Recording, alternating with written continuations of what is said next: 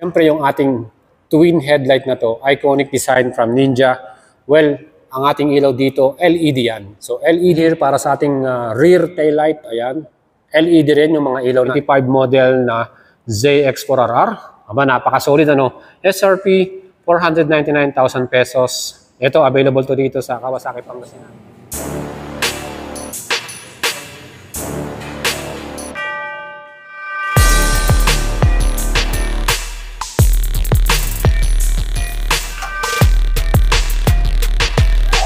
What's up mga idol? Good day sa inyo.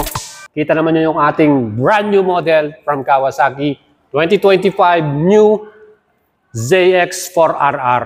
O di ba mga idols, ang astig ano, ang forma ng tignan at yung kanyang bagong decals dito. Yellow color, diretso sa ganyang tangke hanggang dito sa dulo. And meron din sa baba ano. So mga idols, ito po ang ating brand new color for 2025. So modern na to. So ngayon mga idols, ang kanyang presyo hindi naman po nagbago. 499,000 pa rin ang kanyang SRP. At dito po sa Kawasaki Pangasinan, kung saan pwede nyo pong i-apply to via RBO financing. Pwede po kayo mag-apply dito. Ang kanyang minimum down payment, all-in na, kasama ng chattel, mortgage, insurance.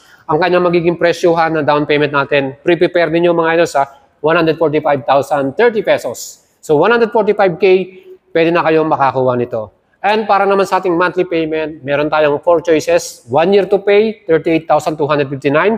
2 years to pay, 21,628. And 3 years to pay, 16,081 pesos. At may choice pa kayo na 4 years to pay, 13,309 pesos. Aba mga idol, kaya na-afford na ba yan? Kayang-kaya naman ang budget natin? Siyempre pa ako naghahanap pa ng isang super sports bike, inline 4 cylinder mga idol, 16 valves. With accelerating sound exhaust. Ito na yung pinakabagay sa inyo. Para sa mga idols natin na beginner, perfect itong model na to. Tara mga idols, silipin natin lahat ng specs and features nito at samahan ninyo ako. Astig, di ba? Siyempre, sasakyan natin. So guys, ang seat height po nito, 800mm. Ayan po ang ating magiging riding position.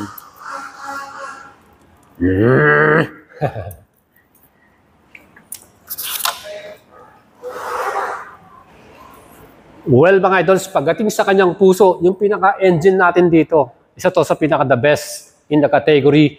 399cc yung kanyang mismong engine at ang ating displacement para dito. 4-cylinder, inline 4, 16 valves, makita naman po ninyo dyan. Liquid cooling, fuel injection, at ang kagandahan dito mga idols, 6-speed transmission. Plus, equip ito ng assist and sleeper clutch. Kaya talagang solid na solid ang ating performance dito. And para naman sa ating mga idols, equip din ito ng quick shifter. Makikita nyo dito. No? So meron tayong quick shifter dito from Kawasaki.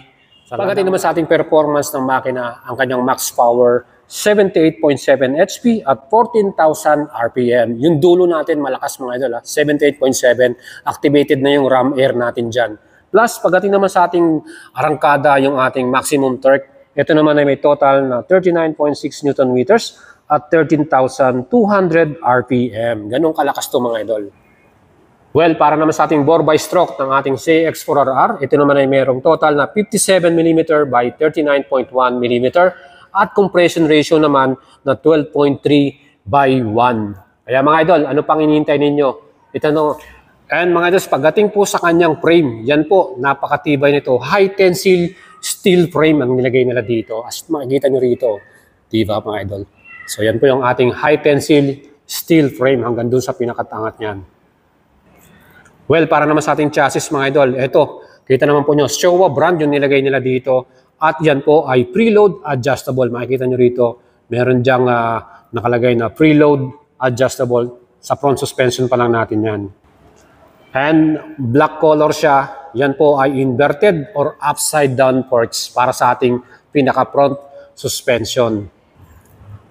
Plus yung ating pinaka-rear suspension mga idols, yan po ay Showa brand din, BFRC gas charge monoshock. Talagang pang race ready na tong ating ZX4RR na to. Quality yung ating mga suspension na nakalagay ditong brand ano. Front and rear Showa brand mga idols. As you can see, yan din po ay adjustable. Ayan mga idol. Oh. So dyan po natin i-adjust yan. Gwapo, ano? Solid. Well, mga idols, para naman sa ating stopping power, nakita naman po ninyo, naka-disc brake na front sa atin, dual disc na yan.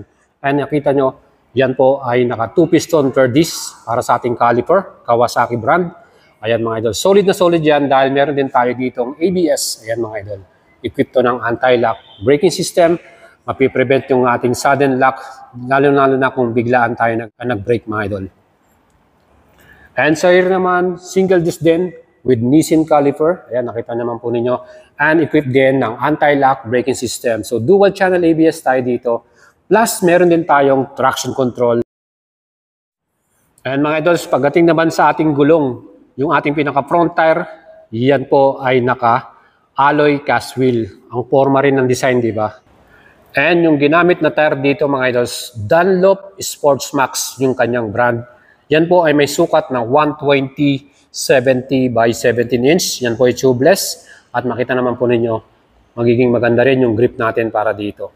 Yan po, Dunlop Sports Max, yung ating front tire. And para sa ating rear wheel, siyempre pa, cast alloy wheel din ito.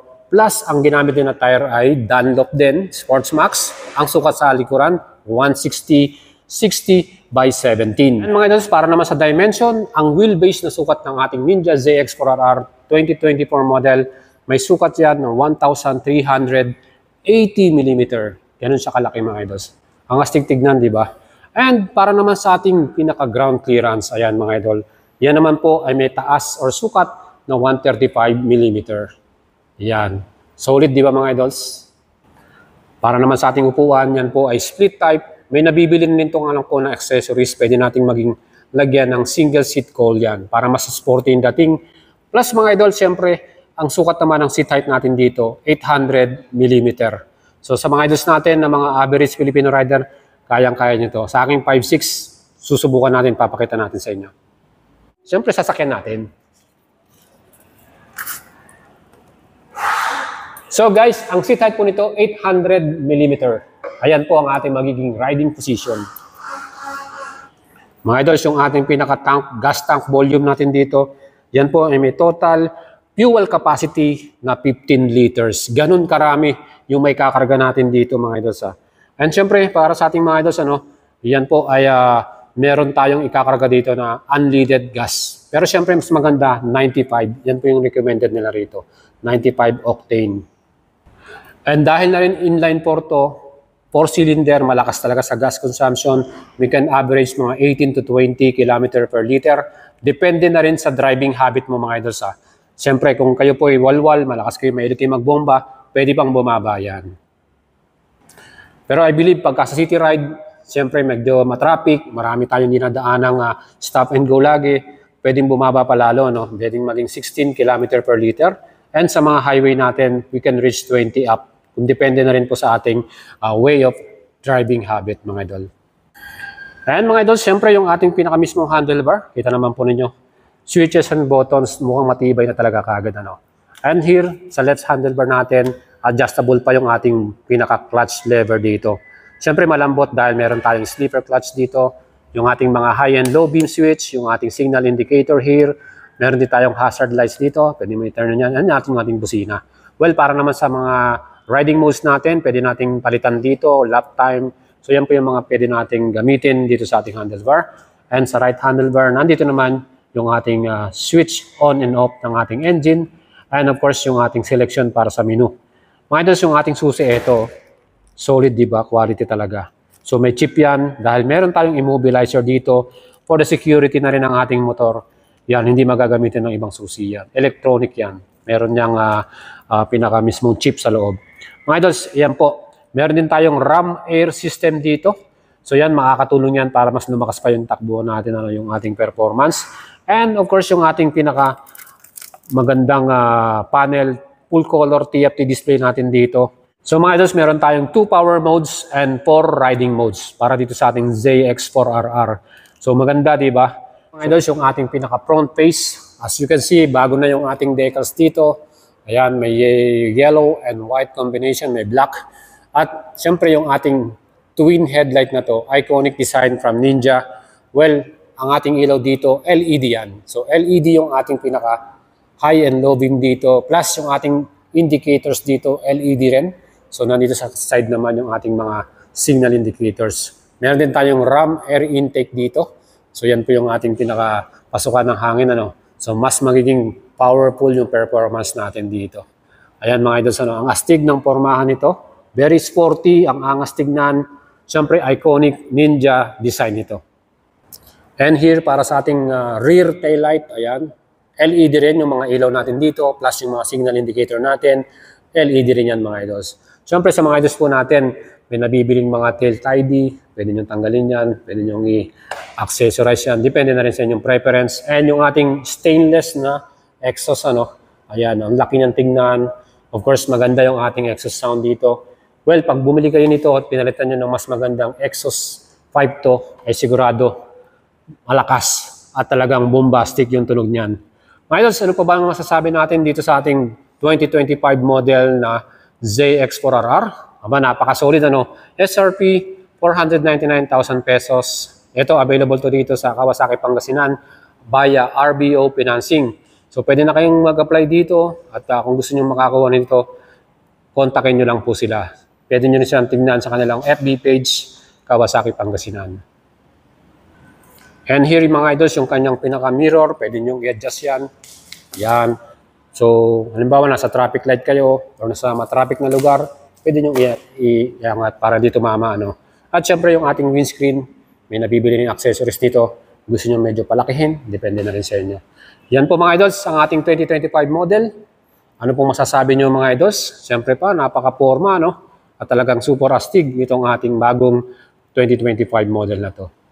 At para sa presyo naman mga idols, ang SRP nito 499,000 pesos. Dito sa RBO Financing, ang kanilang 20% down payment all in 145,030 pesos. Monthly amortization 48 months or 4 years to pay 13,309 pesos. Yan po mga idols yung ating installment in-house financing from RBO. At ang update natin mga idol sa inyo pagdating sa unit ng ZX4RR, paisa-isa lang po kasi dinideliver ni Kawasaki Philippines. So talagang very limited, talagang agawan at mostly mga installment lang. So pwede na kayo magpa-reserve sa mga Kawasaki dealership na malapit sa inyong lugar. And mga idols, kung gusto nyo po magkaroon ng quality at international standard na helmet, and gusto nyo pong makabili nito with discount, meron tayong promo code AXORBOYET. Yan mga idol, i-type nyo lang yan sa kanilang Shopee account. Tignan nyo sa ating video description, nandyan po yung link ng kanilang Shopee at yung ating promo code na AXORBOYET. Pwede po kayong makabili with 20% discount mga idol. Tara na, check out mo na yan.